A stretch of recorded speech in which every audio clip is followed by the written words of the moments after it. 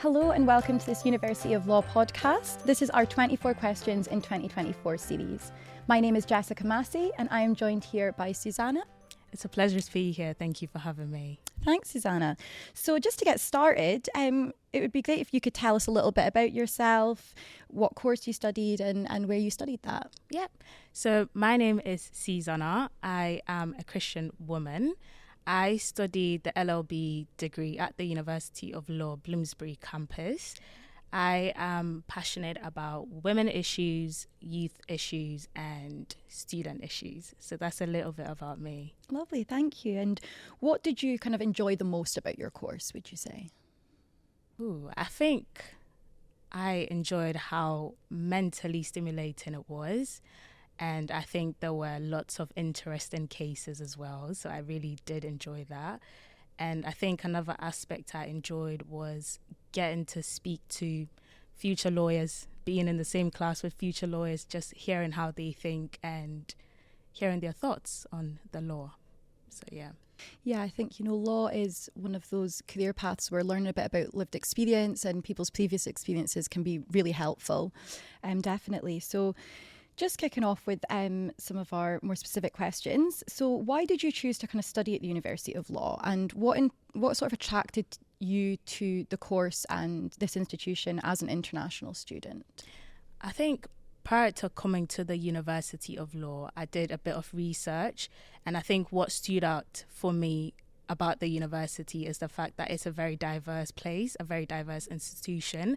And I think being an international student is very important for me to be in an environment where there's a lot of diversity, just for my personal growth as well, but just so that I can feel like I belong. And I found that speaking to alumni and even current students at the time, there seemed to be a lot of diversity at the university. And as well as there was good student satisfaction, so good student experiences as well. So I think those are the things that drew me to the university initially.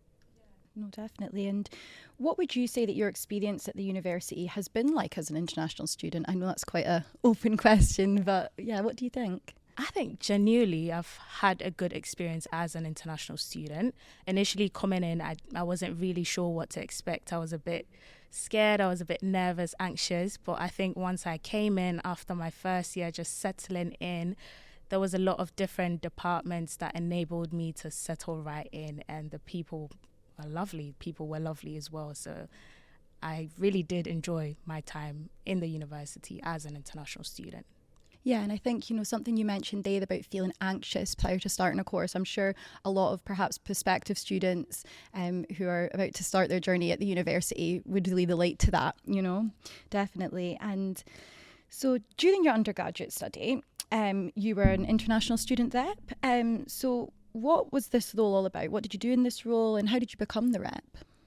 So funny enough, when I actually started in foundation year, so I started in 2020, I wasn't really keen on getting into any roles to do with student parliament. I just wanted to get in, get my degree and get out. But plans changed when I actually came to the UK in 2021. So I started online and then I came to the UK in 2021. And when I came in, I realized that there were a lot of different students with different issues.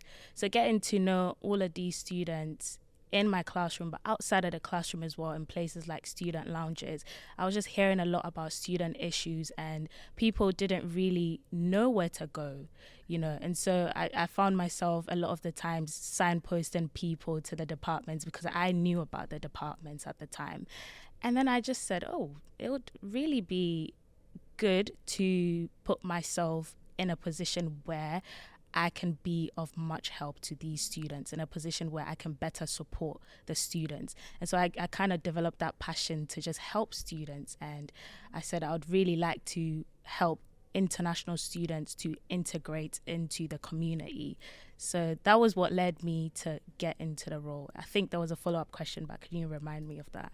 Yeah, no, I mean, that's kind of answered those questions perfectly. And I suppose the bit that I was going to follow on to next was sort of, as well as being an SU rep, you've been involved in kind of a number of societies, haven't you? So it would be good to hear a bit more about that, particularly the Women in Suits Society. Yeah.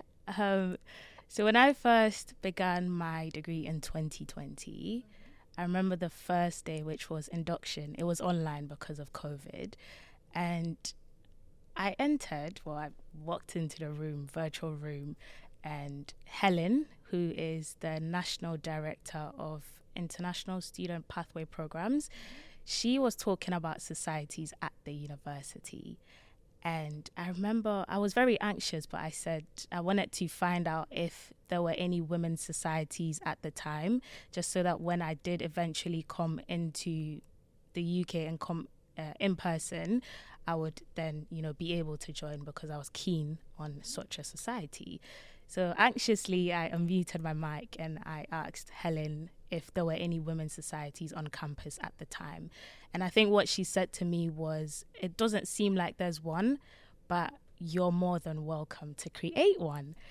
And in my mind, I was like, no, I can't do it. I'm literally fresh out of high school. Like, I don't know what I'm doing. I don't think I'm the right person to do it. But I just said, yeah, I'd love to. So that went through my mind. But then I just kind of blurted out, yeah, I would love to. And there were actually other ladies on the call as well who were really keen on the idea. So then Helen just put all of us in contact together, and then we started what is now known as Women in Suits. So that's how it started. Lovely, okay. And what does the Women in Suits society particularly kind of aim to do, or what is its role within the university, would you say? Yeah, so Women in Suits Society is a society that aims to equip women to thrive in the legal sector, the business sector, and in society at large. So it's a kind of taking a holistic approach to women thriving in society.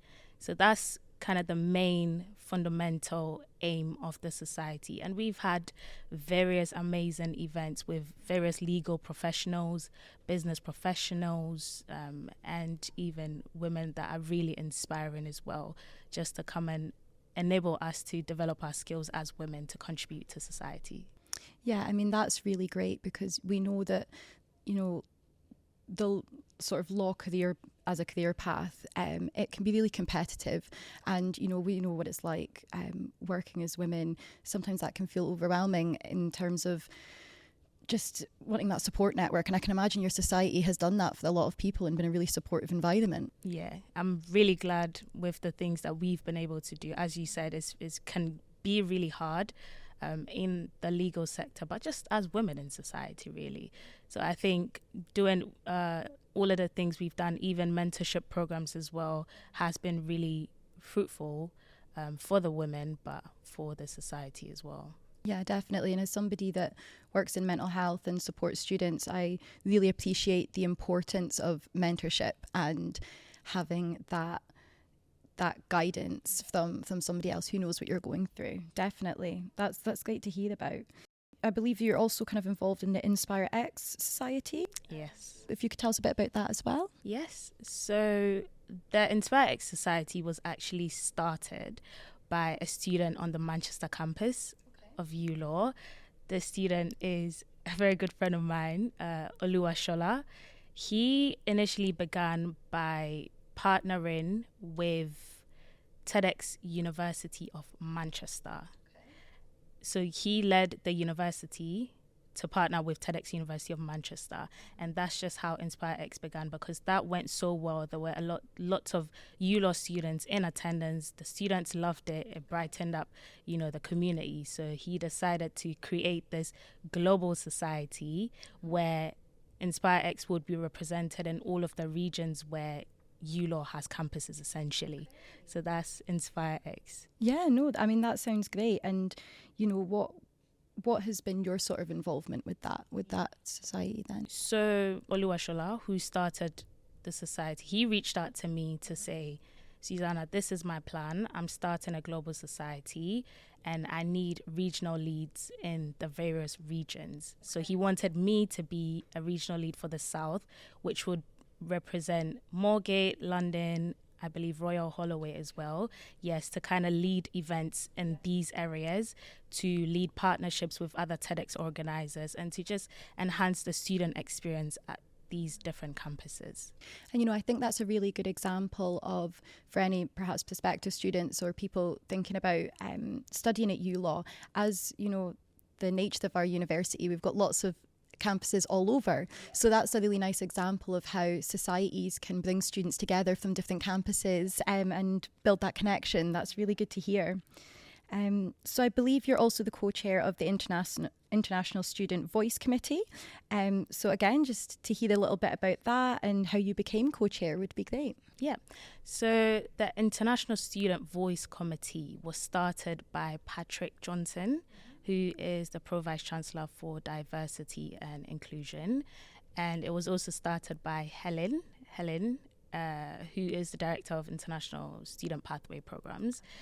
And together with Pedram, who was the former SU co-president, they decided to start this committee to enhance the international student voice in the university, because international students have a lot of issues. They face a lot of issues, sometimes to do with integrating in the community, but sometimes just to do with really fitting in, but also understanding how things work in the new environment that they've been put into. And so this is a committee that was started to really hear the voices of international students and to also find solutions for these issues that, have been raised and are being raised by international students. Yeah, and that sounds like great work, and it's definitely, I'm sure really reassuring to hear for any prospective international students that, again, there's those channels for their voice to be heard and to get that support and feel that community. And again, working within student support services, I completely recognise some perhaps unique challenges that come along with being an international student and perhaps moving over to this country for the first time and things. So again, any sort of initiatives or groups that the university have in place to enhance their experience and support them is great. So that sounds like a really good piece of work. And so what would you say your kind of proudest moment has been, or if you've got a couple, for kind of each of these societies? So maybe a moment for each society, or is there one that's sticking out in your heads? Yeah. So I'll start with Women in Suits, because that's my my baby. So Women in Suits, on the 8th of March, I believe, of this year, we were able to organize a fundraising gala for Wonder Foundation, which is a foundation which supports the access of quality education for women in society. And I think it was the proudest moment because since the society began, since I started with the group of ladies, it has always been an aim of mine to do fundraising initiatives for different and various women issues in society. So I think being able to execute that, regardless of all of the barriers that we had, was just a beautiful thing. And raising funds for this really important cause as well was such a lovely thing to do. So I think for Women in Suits, that would be my proudest moment. And for Inspire X, there's two that I'm thinking of right now. The first one I would say is when I led my South team to attain a partnership with TEDx Halt London. That was our first ever partnership. I think it was very surreal because, as a leader, sometimes you tend to doubt your skills and your capabilities a little bit. But I think getting that partnership and getting the student involvement, how there was so much community, and just being present at the TEDx event was in itself such a beautiful experience. And there was a lot of positive feedback for the ULaw students that got to attend as well, because essentially what we did was we partnered with them and we got tickets to sell to ULaw students for like half price as well, which is good. And we had a ULaw stand as well over there, just telling people this is ULaw and this is who we are. And I think it was such a beautiful, beautiful moment. The next one I'm thinking of is a recent partnership that was led by the regional lead for the North, which is, no, Midlands rather, which is Philippa. She got a partnership with TEDx Wolverhampton. So that was a massive one. The whole Wolverhampton city, I think it was a pretty massive one. And I think what I loved so much about that was all of the representatives from the different regions actually came together to attend that event because of how massive it was. We got to see all of the behind the scenes action. We got to volunteer, help out on the day. We got to meet the speakers, talk to them, and that was a beautiful experience. So those are my two for Inspire X. I mean, they all sound like great experiences, and it sounds like it's something that you can be proud of, and as well as everyone that's been involved, and something that I'm sure long into your law career you'll look back on and still be proud of. So I suppose I can imagine you've met a lot of sort of interesting people, and you mentioned the diversity of the community here within the university. So yeah, I can imagine that you've met a lot of sort of interesting people while studying with us, and your involvement with these extracurricular activities. So has there been sort of maybe one person in particular that stands out within your network? Ooh, that's a really good question. I have met a lot of people, and I think different people have had different impacts on me and have inspired me in different ways. But I think the one person that stands out to me would have to be the former SU co-president, who is Pedram. He is just one passionate individual, passionate for student issues, passionate for student experience, passionate for just different topics that enhance students and their development. And I think when I first met him, that's one thing that stood out to me even up until today, because a lot of the work we've done together has just been brilliant, just due to his creativity and brilliant ideas. So it would have to be Pedram for me. Yeah, I mean, that sounds like a great connection that you've made through the university, and yeah, I'm sure that just, meeting people like that instills that belief that you had, when you were before you started your course and were planning to come here and, wanted to immerse yourself in the community. So I'm sure meeting people like that has solidified that belief for you, Can I add as well, Pedram was the first international student to become president of the University of Law's SU. So I think that in itself was very inspiring for me as well. Yeah, no, that sounds like quite a milestone, which is great. And, so what would you say is your aspiration for your kind of future and your career plan going forward now? Yeah. I think it's no secret now. I think everyone knows that my sort of next step is to become a barrister, so become a qualified barrister in England and Wales, but also to go back to my country, Ghana, and get qualified, called to the bar there as well. And that is sort of my aspiration. But I've got other ones, but I think these are the ones that I'm going to say for now. Yeah. And, it's that way, isn't it, where you might have that overarching aspiration, but as you've evidenced in this conversation today, lots of different opportunities and things can come along your way, and that journey can take turns for the best. Lovely. So just some kind of more fun, quick fire questions to close off our podcast. So if you feel like you could make one change in the world, and that could be anything, what would that be? Ooh, I think I'd have to end world poverty. That for me is such an ugly disease. I just feel like ending world poverty would be it for me. Yeah. So let's say you're hosting a dinner party. If you could name three guests, dead or alive, who would you invite and why? Okay, I think my first invite would go to Michelle Obama. Just because she is so inspiring. I think she's got a lot of wisdom to share. So I'll definitely invite Michelle Obama. I think the next person I would invite would be Nelson Mandela, just because throughout his whole life, the experiences he's had as an individual, I think he would have a lot of wisdom to share as well. And I'd just love to hear from him. And I think the last person I'm going to invite is V Kativu. So, well, Dr. V Kativu now. She is a girls' education activist, a very inspiring young lady. I think it would be brilliant to actually speak to her and exchange ideas. So these are the 3 people I'd like to invite. And that sounds like a very enriching dinner party, and I hope I'll get an invite.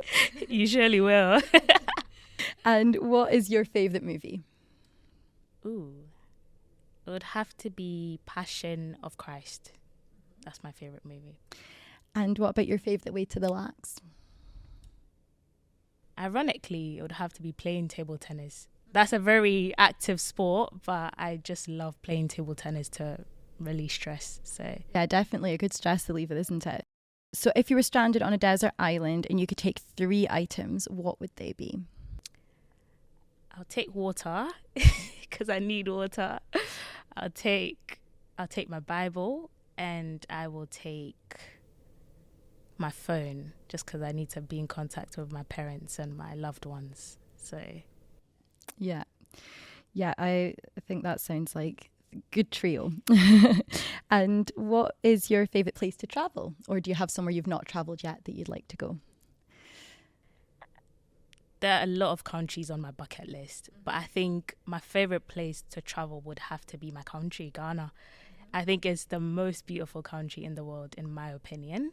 So yeah, it would have to be Ghana. But there are other countries that I would absolutely love to visit. And do you get the chance to go there much? Yeah, so every summer I actually go back to see my family, my friends as well. So it's lovely that, yeah. And who do you admire most and why? I'm going to name 2 people. I admire my parents, my mom and dad. My dad, because he is a man of vision. He's very hardworking and he has great leadership skills. My mom, because she is a passionate, a caring, and just a loving individual. Her love for people is so inspirational to me, and her love for God as well. So sounds like you've been really kind of inspired by them in a lot of the work you do and things. Yeah. And what advice would you give your 18-year-old self? I would say go for it.